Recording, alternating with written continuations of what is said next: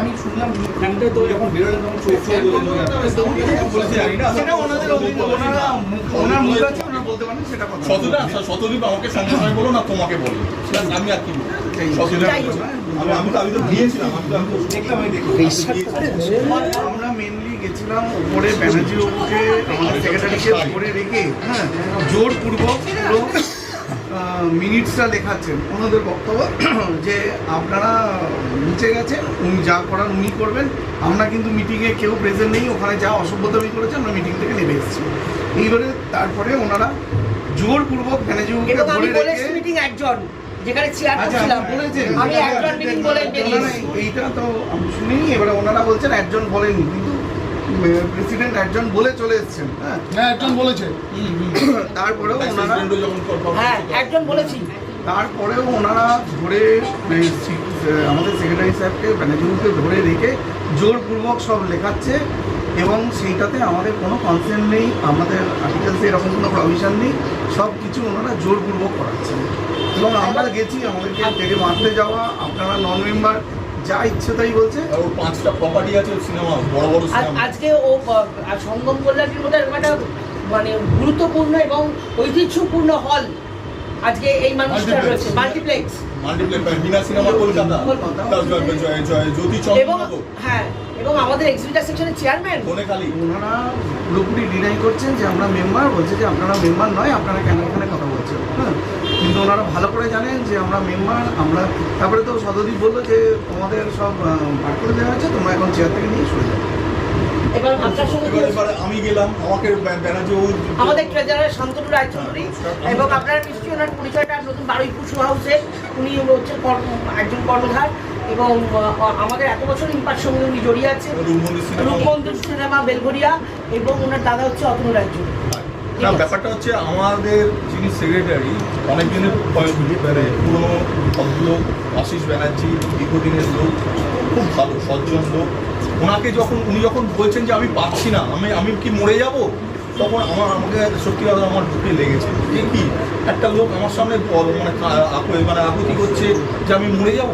তা আমি গেছি যখন করতে, তখন ওরা আমাকে তখন বলছে তোমার সঙ্গে কিছু করার নেই। আরে ভাই, আমার সঙ্গে তো কিছু হয়নি, সেটা আমি নয় বুঝলাম, কিন্তু একটা ভদ্রলোক সে সকাল থেকে ওনাকে মেন্টাল প্রেশার করছে, তুমি ওকে ছেড়ে দাও, ওকে জল খেতে দাও, ওকে চা খেতে দাও।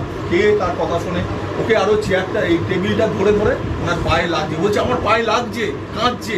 কি বলবো বলুন, মানে আমাকে জোর করে ওখান থেকে বার করে দেওয়া, আর এর বাইরে আর কি বলবো? মানে অমানবিক ফাইলগুলো আছে সেগুলোকে আটকানোর চেষ্টা করছে বাবুকে বাঁচানোর জন্য, যে উনি যেভাবে শ্বাসকষ্ট হচ্ছে পাচ্ছেন, আমাকে বলছে যে জোর করে আমরা লিখছি। আমি বলছি যে আপনি ওই ডায়েরিতে লিখে দিন যে আমাকে দিয়ে জোর করে লেখানো হচ্ছে। উনি যে লিখতে গেছেন, একজন গিয়ে আরেকজনকে সাপোর্ট করছে, খাতাটা চেপে দিচ্ছে, ওনাকে কিছুতেই লিখতে দিচ্ছে না সেখানে। মানে উনি লিটারেলি বলছেন যে আমাকে জোর করে সাইন করানো হচ্ছে। এটা কেন হবে? স্বচ্ছভাবে ভোট হোক, ওনারা যেটা চাইছেন, আমরা যেটা চাইছি সেটাই ভাবে হোক, কিন্তু একটা মানুষকে কেন ওইভাবে এই জিনিসটাকে করানো হচ্ছে? উনি তো লিটারালি মরে যাওয়ারই মতো, তার দায়ভারটা কে নেবে?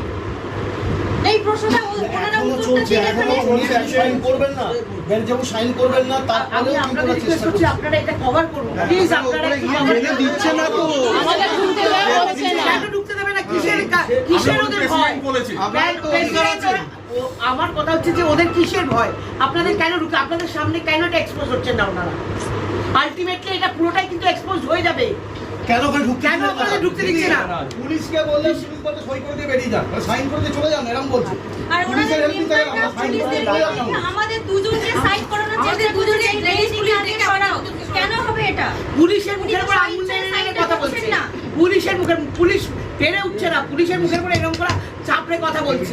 আর একটা কথা হয়েছে, আজকে কিন্তু যে মিটিং হওয়ার জন্য আজকে মেম্বাররা এখানে এসেছিলেন, সেই মিটিংটাই কিন্তু হয়নি। মিটিংটা কিন্তু হয়নি, মিটিংটা না, ঠিক আছে আমি বলছি, আমি দাঁড়িয়েই বলছি, বলছেন আপনি। আজকে সেই মিটিংটাই হয়নি, যে মিটিংটা হওয়ার জন্য আজকে এখানে মেম্বাররা একত্রিত হয়েছে, আপনারা এসেছেন, সেই মিটিংটাই হয়নি। একটা দুটো কথা বলার পর এত ইরেলিভেন্স কথাবার্তা এসছে। ইম্পার মিটিং যখন হচ্ছে, ইম্পার বিষয় নিয়েই কথা হবে।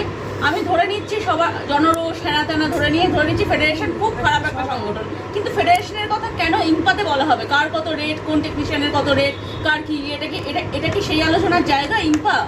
সেটা নিয়ে এইসব কথাবার্তা অপ্রাসঙ্গিক আলোচনা হয়েছে, মিটিংটাই হয়নি, ব্যক্তিগত সব নিয়ে। এবং অনৈতিকভাবে কিন্তু সই করানোর জন্য এখনো চেষ্টা চালাচ্ছে কিন্তু ব্যানার্জি বাবু উনি ওনার কিন্তু অথেন্টিক ওয়েতে উনি সাইন করতে পারেন না, সেই জন্য উনি কিন্তু অ্যাজ পার কনস্টিটিউশন উনি সাইন করতে চাইছেন না। ইলিগালভাবে যারা ওরা চেষ্টা করছে, কিন্তু সবাই কিন্তু এখন মানুষটা যদি অসুস্থ হয়ে পড়ে, আজকে অলরেডি উনি অসুস্থ হয়ে পড়েছে, এবার ওনার যদি কিছু হয়ে যায় চারজনই কিন্তু এনারা দায়ী থাকবে। ফাইলপত্রগুলো দিচ্ছে না। না ফাইলটা জমা করে রেখেছে, উনি অসুস্থ হয়ে গেছে।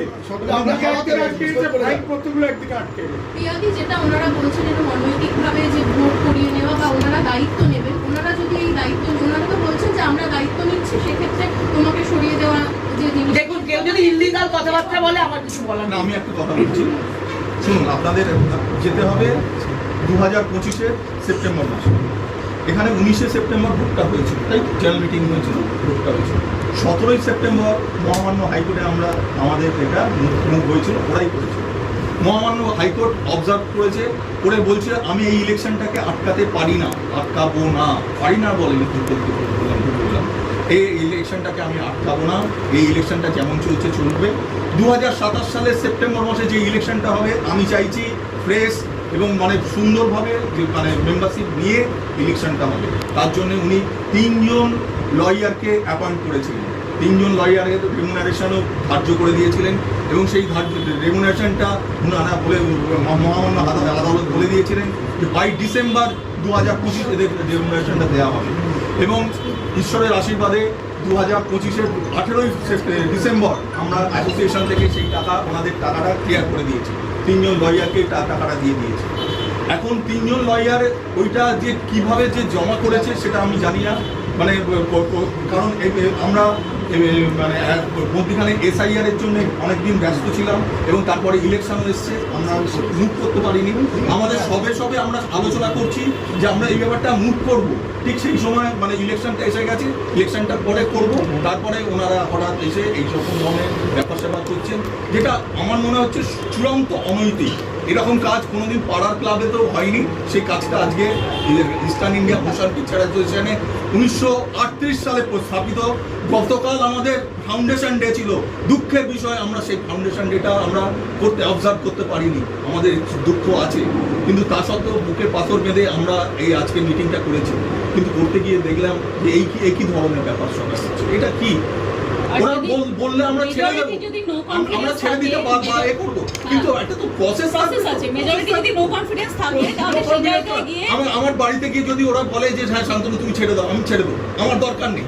এখানে এটাতে কি আমি এ করি, আমার এটা শখে এ করি, এটা আমি আমার বাবাকে দেখেছি এই অ্যাসোসিয়েশনে আসতেন, এসে টেবিল, মানে উনি একজন মেম্বার ছিলেন, উনি টেবিলটা নিজের পকেট থেকে রুমাল বার করে পরিষ্কার করে করছে, আমি কোনোদিন একদিন এসে দেখেছি।